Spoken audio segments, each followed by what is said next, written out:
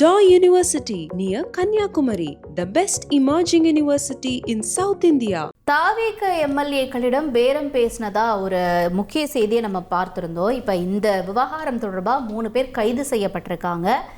இந்த பேரம்ல எவ்வளோ தொகை பேசப்பட்டிருக்கு, யார் இதை பேசினாங்க அப்படிங்கிற தகவல்லாம் வெளியாயிருக்கு. 35 கோடி ரூபாய் வரைக்கும் பேரம் பேசியிருக்காங்க.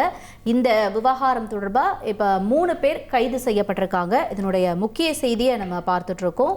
தாவேக எம்எல்ஏ கிட்ட 35 கோடி ரூபாய் வரைக்கும் பேரம் பேசியிருக்காங்க. இந்த வழக்கில் 3 பேர் கைது செய்யப்பட்டிருக்காங்க.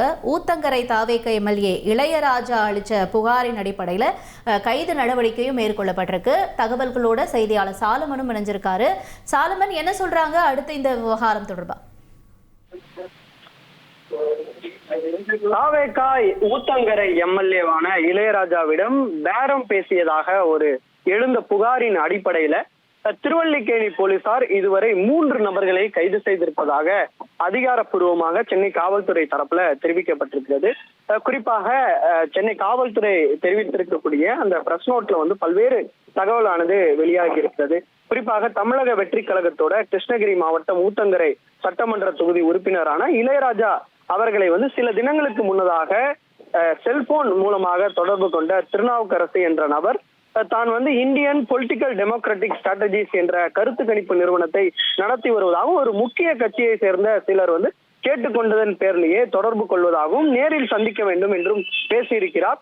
ஆனால் தான் வேறு பணியில் இருப்பதாக சட்டமன்ற உறுப்பினரான இளையராஜா தொடர்பை துண்டித்ததாகவும் பின்னர் மீண்டும் அந்த நபர் தொடர்பு கொண்ட நிலையில தமிழக சட்டப்பேரவையில சபாநாயகருக்கு எதிராக தீர்மானம் கொண்டு வர உள்ளதாகவும் ஆளுங்கட்சி உறுப்பினராக இருந்தாலும் அத்தீர்மானத்தின் மீதான வாக்கெடுப்பின் போது தாங்கள் நடந்து கொள்ள வேண்டும் என்றும் அதற்கு சன்மானமாக ரூபாய் 35 கோடி ரூபாய் வரை தருவதாகவும் அவரிடம் ஆசை வார்த்தை கூறியதாக அவர் புகார்ல தெரிவித்திருக்கிறார்.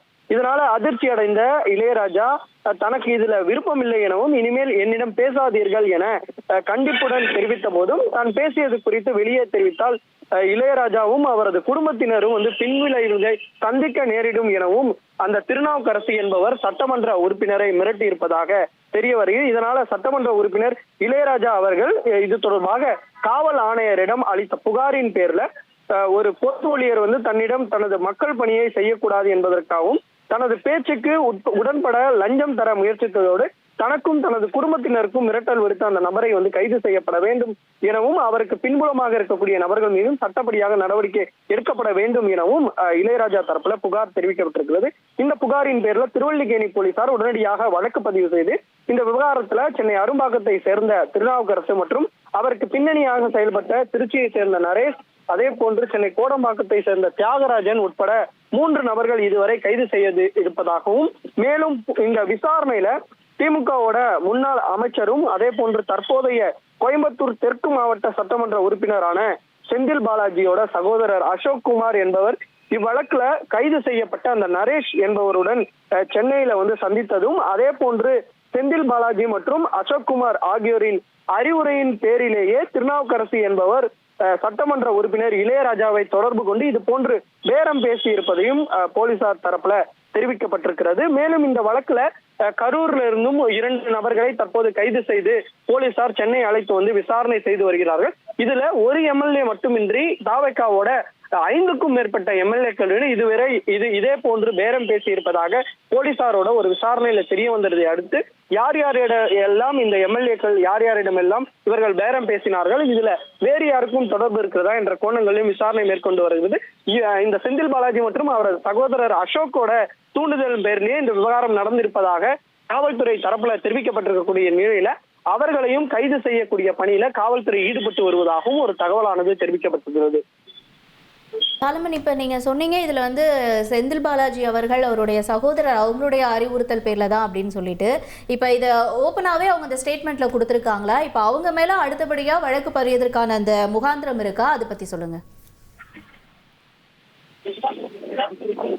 போலீசாரின் முதற்கட்ட விசாரணையிலேயே அவர்களே அதிகாரப்பூர்வமாக சென்னை காவல்துறையோட அந்த அறிக்கையிலேயே குறிப்பிட்டிருக்கிறார்கள். அதுல என்ன குறிப்பிட்டிருக்கார்கள் என்றால், போலீசாரோட புலன் விசாரணையில திமுகவோட முன்னாள் அமைச்சரும் தற்போதைய கோயம்புத்தூர் தெற்கு சட்டமன்ற உறுப்பினருமான செந்தில் பாலாஜியோட சகோதரர் அசோக் குமார் என்பவர் தான் இவ்வழக்குல கைது செய்யப்பட்டிருக்கக்கூடிய அந்த நரேஷ் என்பவரை வந்து சென்னையில சந்தித்ததும், அதே போன்று செந்தில் பாலாஜி மற்றும் அசோக் குமார் ஆகியோரோட அறிவுரையின் பேரிலேயே இந்த திருநாவுக்கரசு வந்து புகார்தாரரான சட்டமன்ற உறுப்பினரான இளையராஜாவை தொடர்பு கொண்டு இது போன்று செயல்கள்ல ஈடுபட்டதும் தெரிய வந்திருப்பதாக காவல்துறையோட அந்த அதிகாரப்பூர்வமான அறிக்கையிலேயே வந்து குறிப்பிடப்பட்டிருக்கிறது.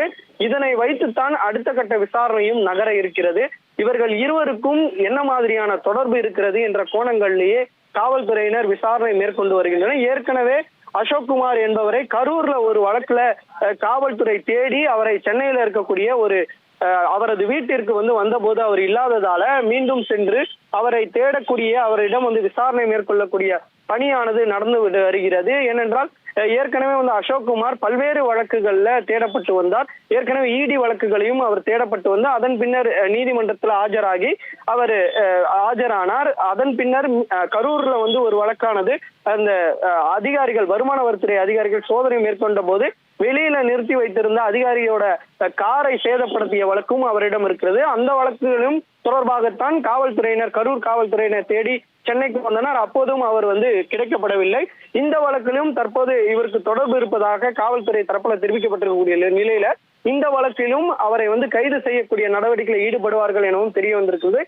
அவரை பிடித்த பின்னர் தான் இவர் இந்த காவல்துறை தெரிவித்த முழு தகவல்களும் இருப்பினும் அவர்களை வந்து கைது செய்வார்கள் எனவும் எதிர்பார்க்கப்படுகிறது.